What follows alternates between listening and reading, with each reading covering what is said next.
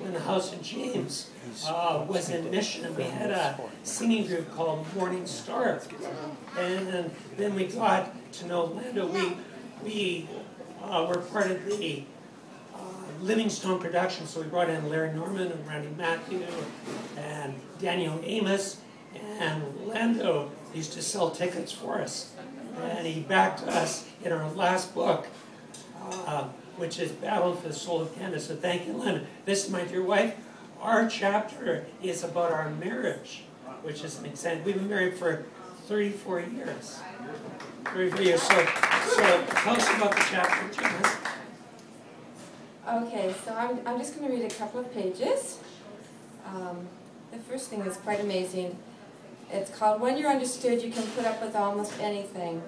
Inside the heart of each and every one of us, there is a longing to be understood by someone who really cares. When a person is understood, he or she can put up with almost anything in the world. Ed penned those words in 1991 in the column that he regularly wrote for a local newspaper in North Vancouver, British Columbia. As a priest, he used these columns for 23 years to reach out to the wider community beyond the church doors. However, he had no idea how far outside his local sphere of influence these words had traveled. His columns are printed in a community newspaper, but he also posts them on his blog. When he did a recent Google search of the internet, he discovered he had 19,000 links to that column.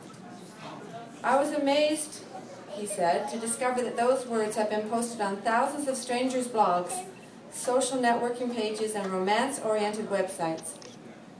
For all he knew, they'd been quoted in hundreds of essays or sermons too. So then Ed says, I believe that one of our deepest needs is to be truly understood. Some of us mistakenly think this is impossible. We're convinced that our concerns and problems are so unique that will be misunderstood by outsiders forever. Yet, there are always others who've gone through similar problems and can stand with us if given a chance.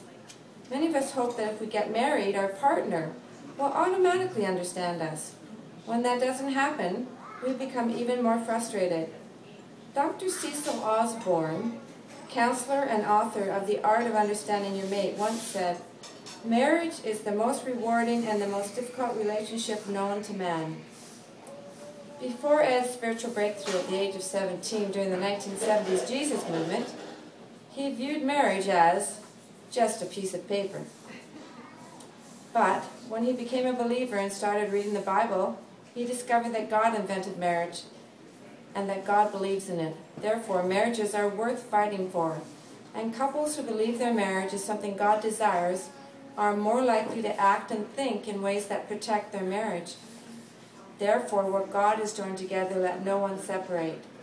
Mark chapter 10, verse 9. In Ed's own life, his family has gone through many difficulties, but because of his wife and himself standing together, our marriage has made it through all the hard times. Too often we bring with us into our marriage the disappointments of life and the baggage from our families or previous relationships. Clinging to how we were mistreated in the past can steal our possibilities for joy and leave us feeling bitter. Bitterness is often connected with the death of our dreams. The book of Hebrews in the New Testament says that bitterness will defile and harass our most valuable relationships and leave our hearts hardened and cold. Without realizing it, we end up exchanging a heart of love for a heart of stone. Hardening of the arteries can be not just a physical problem, but also a spiritual and emotional issue. While one of the most common sources of conflict in marriage is problems with the in-laws, Ed was blessed with the gift of the mother-in-law whom God granted him. Actually, my mother Vera found Ed before I did. By God incidents, he met my mother at a 1974 weekend interdenominational conference in Squamish, BC. Despite Ed's longish hair and embroidered overalls, she was quite impressed with Ed. My mother Vera really enjoyed a movie that was popular at the time, Fiddler on the Roof, and she could sing one of its hit songs by heart. Matchmaker, matchmaker, make me a match. Find me a find, catch me a catch. Janice is a professional musician, by the way. Unfortunately, when Ed's future mother-in-law matchmaker commended me to her daughter, myself, the assessment was not mutual.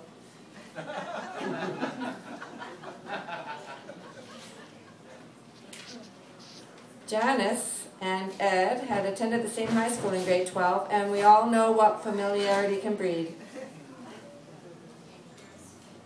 But I did remember that he had nice eyes.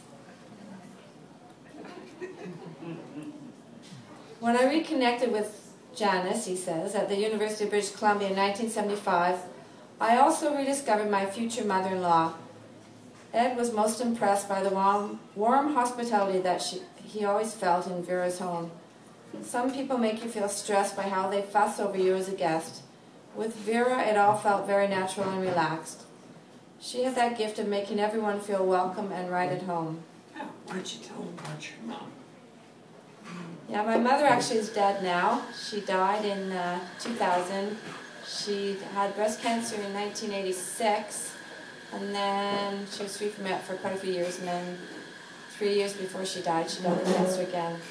So yeah, I actually do quite miss her quite a lot now, but it wasn't always easy with my mother. You actually wanted me to tell some stories? Would you like to? Sure. Okay.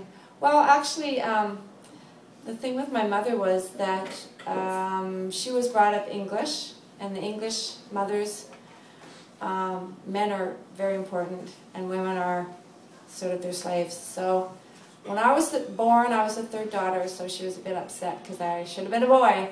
So it took me a while to get through that, about 20 years actually, to work through that. But through God, you know, everything can work out to the best. And now that she's gone, I really miss her, but it was a bit of a rocky relationship.